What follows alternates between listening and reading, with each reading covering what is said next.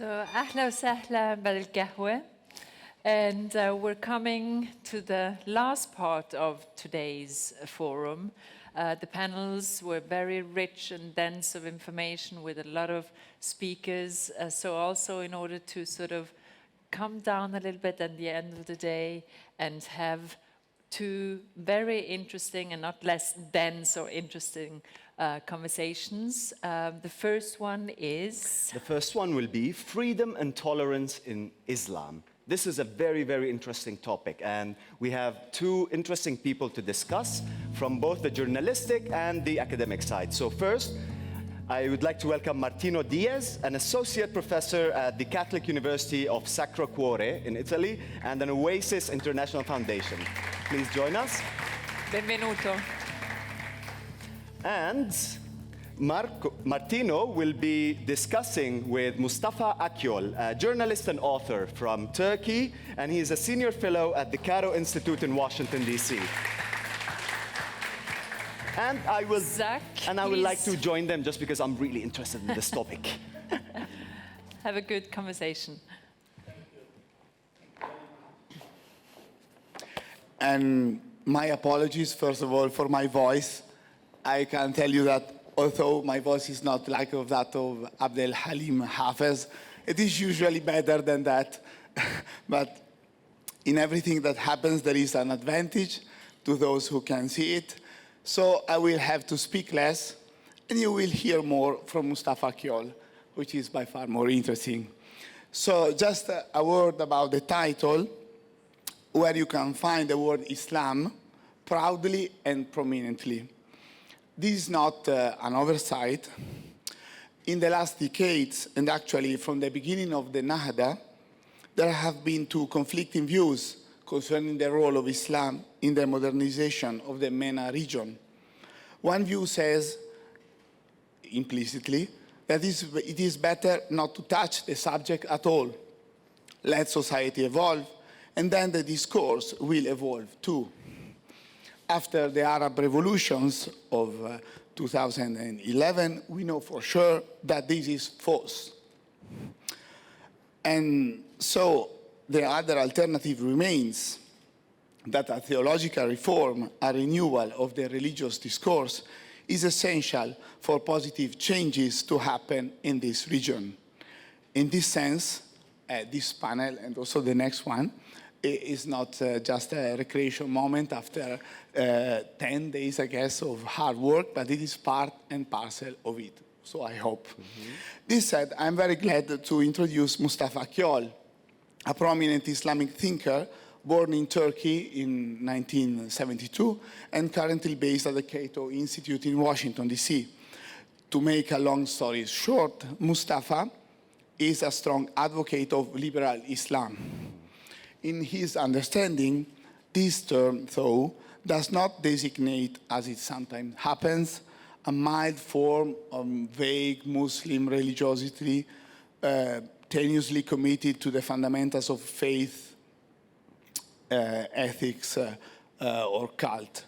It rather designates a non-coercive form of Islam as demanding for his followers as mainstream or traditional Islam in terms of Aqidah, Ibadah, Akhlaq, but where primacy is given to freedom and choice.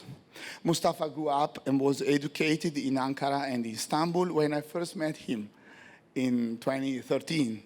The son of a prominent Turkish journalist, he was a regular contributor in the Turkish public debate. With the rise of political tensions in Turkey, he has moved permanently to the US. A prolific writer and commentator, Mustafa has authored many books, from Islam Without Extremes, 2011, to his acclaimed Reopening Muslim Minds, 2021, of which we shall speak more amply in a few moments. He has also explored the field of interreligious dialogue, most notably with the Islamic Jesus, which he discussed in Milan with Cardinal Scola in a public event organized by the OASIS Foundation, the foundation for which I work, beside the Catholic University. Always along the same lines, he recently wrote the foreword to Bar Meir Asher's Jews in the Quran, and he is currently working on the Islamic Moses. Mustafa, my first question to you is almost forced upon us by the events. We are only a few days away from the tragic murder attempt of Salman Rushdie, the controversial author of the Satanic Verses. And as usual in these cases, Muslim intellectuals have been solicited to express themselves on the matter, not lastly because the religious authorities were not so loquacious on the matter. You yourself have contributed an important op-ed on El País and several online comments. Could you summarize to us what your take is on the Rushdie affair? Thank you so much, Martino, for your kind, generous introduction. And thanks to the forum for inviting me. I wish I could be there personally, but maybe in the future, inshallah, as we say. And I'd like to greet everybody in the audience, and thanks for their attention. My take on the Salman Rushdie affair, or the attack on Salman Rushdie, is connected to my broader view on blasphemy and Islamic responses to blasphemy. I should say that I certainly condemn the attack, and I hope Salman Rushdie will recover. And many Muslims condemn the attack, of course. This is despite the fact that I found his novel, The Satanic Verses, in 1998. I didn't read the whole novel, but I know the content. Partly not very respectful to Prophet Muhammad, peace be upon him, his wives, the Islamic tradition. So there were parts in his writing that could offend the religious sensibilities of Muslims around the world. That is very normal and understandable. Nobody has to like things, right, as they're written. But we live in a world that there are different worldviews. People are sometimes are religious. People are promoting their own religious views. Some people promote atheism. All these views are out there. I think the question for Muslims and other religious communities, of course, but this has become a particular issue in Islam, how do you respond to statements that are offensive to your faith? You don't have to like it, but what's your response? And of course, there's unfortunately a militant response. That's the extreme position. That says, well, whoever insults Prophet Muhammad, peace be upon him, or God, or the Quran, but Prophet Muhammad is primarily given importance for complicated reasons. They say, we will punish that person with violence, we will execute that person, kill that person, and we will do it, no matter where it happens. Again, this is a very extreme view. It was the view of Ayatollah Khomeini when he issued his infamous, that fatwa. Of course, fatwa means just any opinion. A fatwa is not by definition about killing or anything, but that became a concept in the West. It is also the view of some militant groups in Pakistan who unfortunately attack people on the streets for perceived acts of blasphemy, and you see acts of lynching or some other terrible violence in Pakistan. This is the extreme position, and obviously that's wrong. There's also the more, not extreme, but conservative position that is against these acts of violence, but which still thinks that blasphemy is a crime which should be punished in courts. So if someone blasphemes against the Prophet somehow, we should take that person to a court, ultimately to maybe given the death penalty or some harsh prison sentences. I defend the third view, as I call it, the liberal view, as you said. And liberal, as you put well, Martino, not liberal in the sense of not caring about religion. That's what sometimes people give a wrong meaning, the term. For me, liberal means pro-liberty, defending freedom, and respectful of freedom. And that response is, well, we will not use violence or coercion against, in matters of religion in general. And I root that in the Quran, the oft-quoted verse of the Quran, La ikraha fi din, or there is no compulsion in religion, is the basis of that, I think, liberal approach. Also, in the particular issue of blasphemy in the Quran, actually there's a verse which tells Muslims what to do when people say things that are offensive to Islam. And that's verse 125 in the Surah Nisa. And it reads, if you hear a group of people mocking God's revelations, then do not sit with them unless they engage in a different discourse. Do not sit with them. That's what the Quran says. If people are mocking your faith, if people are disrespectful with your faith, do not hang out with them, right? Don't be with them. It doesn't say go and kill them. It doesn't even say silence them. So it tells Muslims to have a dignified disengagement or maybe a boycott. So I think that should be the basis of Islamic response in the modern world.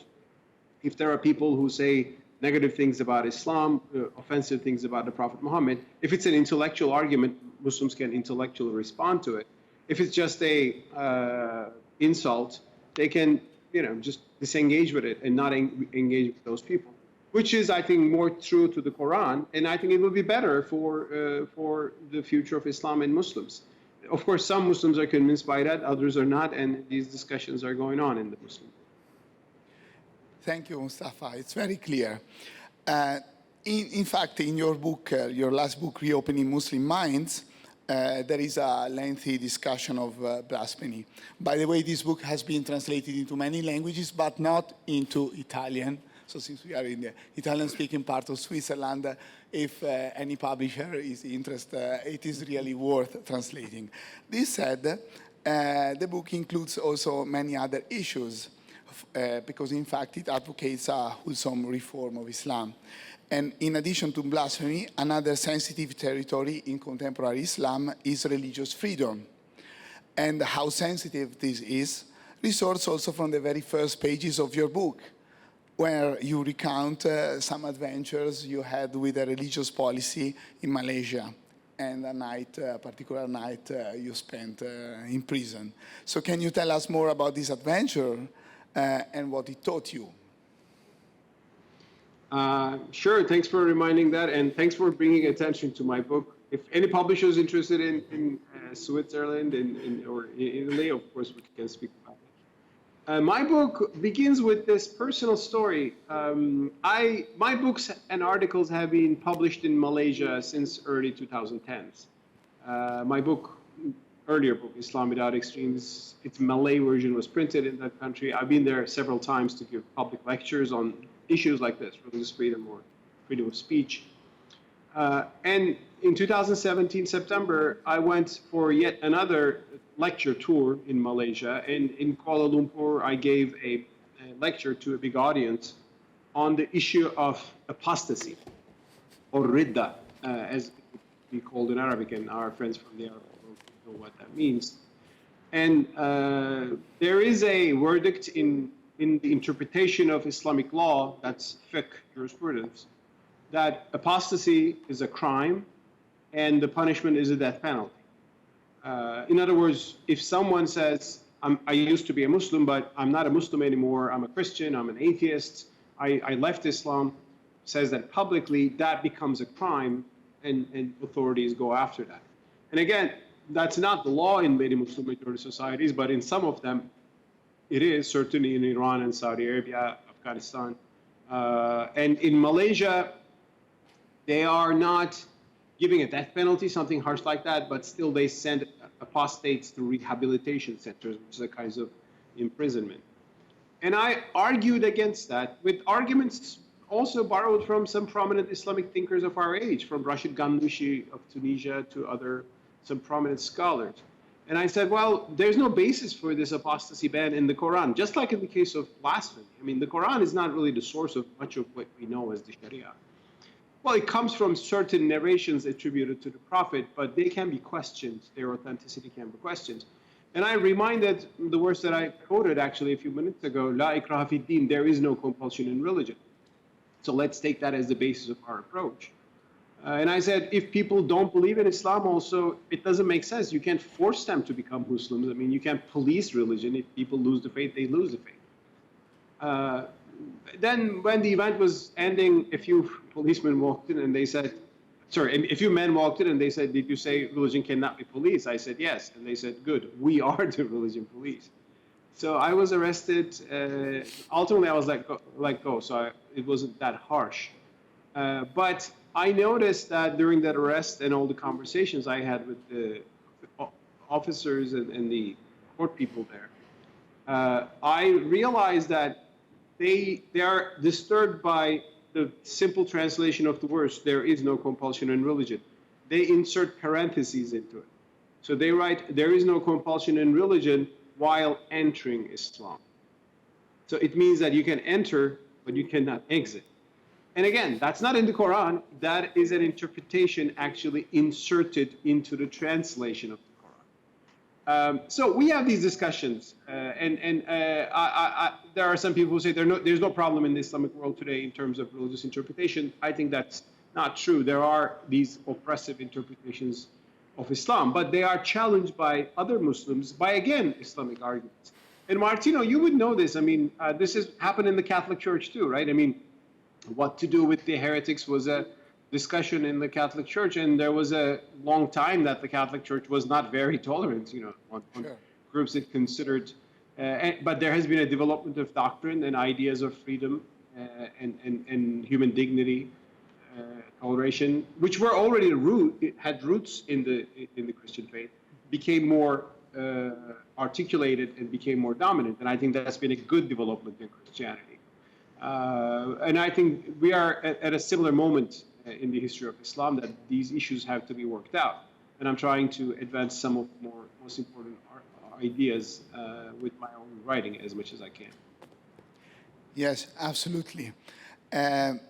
If we put your books now in perspective, because you mentioned your old book, Islam Without Extremes, it's easy to observe that your view on the issue of reform has evolved over the years. This is for me a very positive element because a thinker is always dynamic.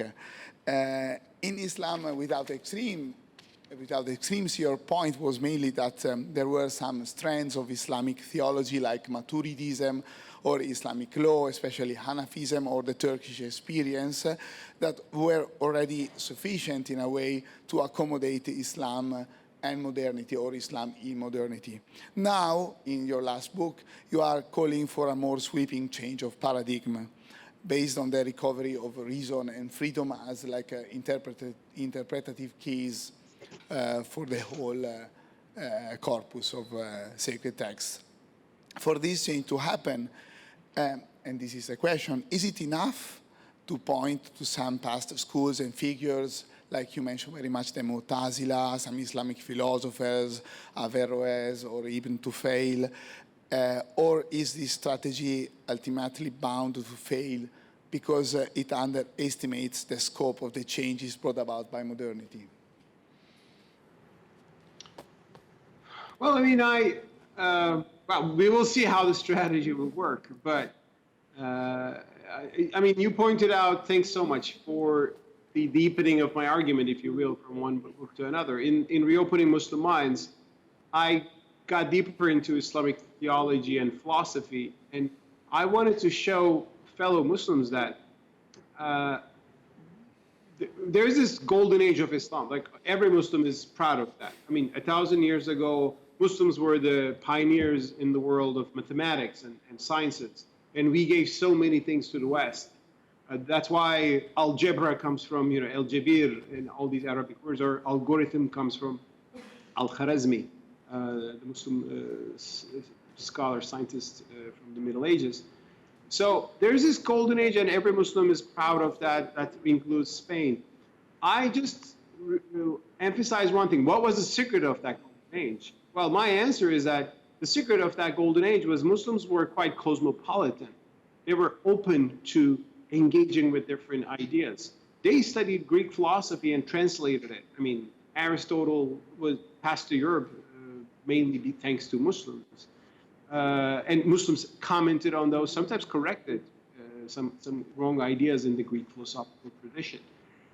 Today, but ask a hardline Muslim, why don't you study Greek philosophy or even modern day Western philosophy? He will say, oh, that's kuffar, that's the unbelievers. Their ideas don't count, it doesn't matter. So there has been a more insular take.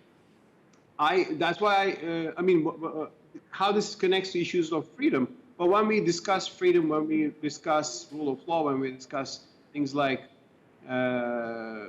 equality under the law, having rights, these are concepts partly developed by the modern world, right? I mean, partly the West. And the West has been a colonial power on Islam. That's a part of the problem. I criticize that a lot as well, too, from the Western side.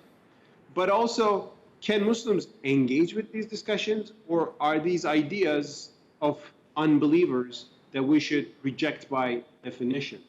There's unfortunately that sort of reactionary attitude, insular attitude in some Muslim circles in the world today. And I'm showing that 1,000 years ago, we didn't have this rejection of whatever is foreign, whatever is different. Muslims engage with different religious traditions, and that is why Islam was more productive and more magnificent and the most advanced civilization of the world at that time.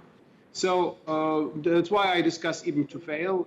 I discuss also Ibn Rushd, how his view on natural law affected his view of Islamic law. I discuss theological schools like the Mu'tazila. What were they saying and what were the arguments against them? At least we should understand. And I see the Islamic tradition as not a tradition of good side and the heretics, period. But I want to look into the whole tradition and learn what we can from these all different perspectives in Islam, which was very much richer than today, 1,000 years ago, which tells a lot about some of the problems. Yes. So to summarize, you mean that it's not that we have to go back to the Aristotelian philosophy of Ibn Rushd. It is the spirit of openness of his philosophy, of his attitude that we have to recover, or that Muslim has to recover. Exactly. I mean, Aristotle, I think, still maybe some has relevant ideas, but it's not about being Aristotelians again. It's about being engaged with the contributions of humanity, right? It could be Aristotle, it could be a modern philosopher today, it could be the concept of universal declaration of human rights. I mean, humanity itself tests and tries ideas. I mean, sometimes very badly in a very costly way. But ideas such as democracy, I mean, it developed with bad experiences. I mean, Italy knows that in the 1930s, yeah. Right? But ultimately, humanity has come to say, okay, this liberal democracy is not a bad system. It protects people from oppression. So can we engage with this as Muslims, or should we say, no, that's against our tradition. It comes from outside. We cannot exactly find it in our fiqh books of jurisprudence. Or can we say, maybe that's a good thing if people have come to a conclusion here, and maybe we can even find the sources of inspiration for that in our religious texts. So that's the more universalistic approach that I think was there 1,000 years ago, and that we can certainly advance today. Yeah. In your book, in your cover, there is a word in Arabic. It's like, look like just as a drawing, but it's tanwir, which is enlightenment. It's a heavy, weighty word. And I think that we can safely state that your book is about Islam and enlightenment.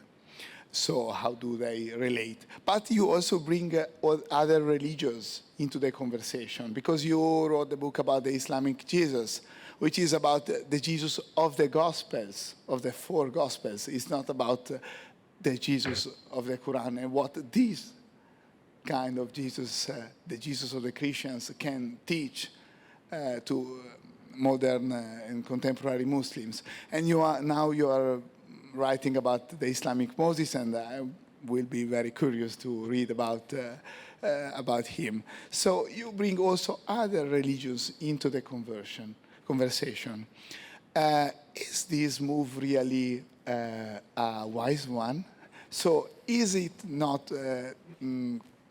does it not risk to complicate matters? What is the added value of including in a conversation other religiously inspired rationalities? Thank you so much, Martino. First of all, I use the term enlightenment, but I always specify that in Western Enlightenment, there were different strains.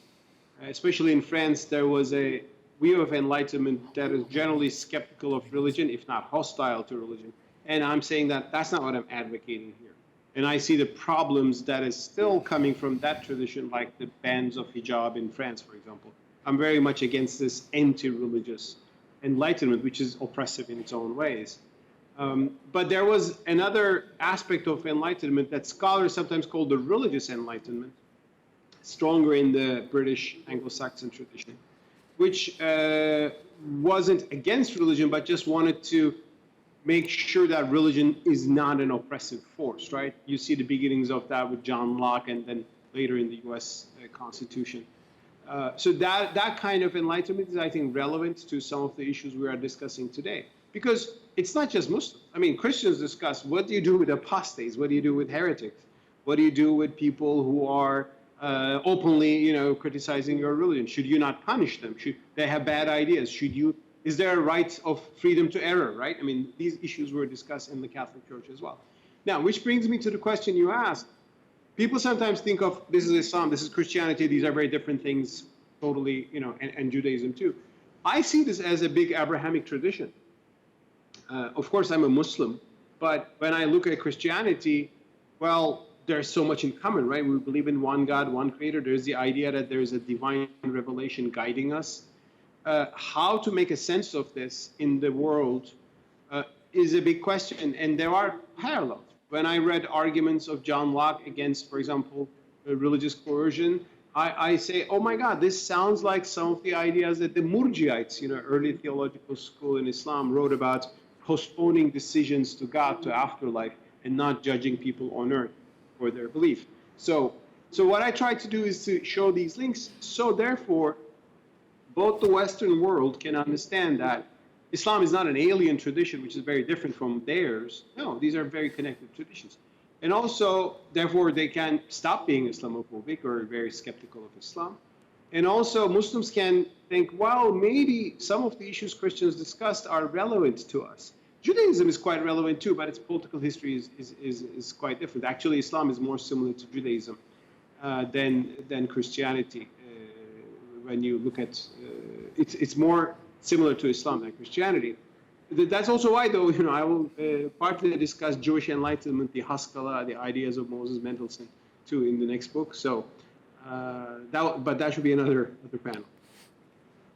So, thank you. I guess we are running out of time. Mm-hmm. So, just I wanted to thank again Mustafa, Akyol, and also the MEM Forum for providing this forum, this platform to listen to new thought-provoking ideas, and I hope that there will be a follow-up and we can discuss this matter also personally during the coffee break, if you like. Thank you. Thank you. Thanks for having me.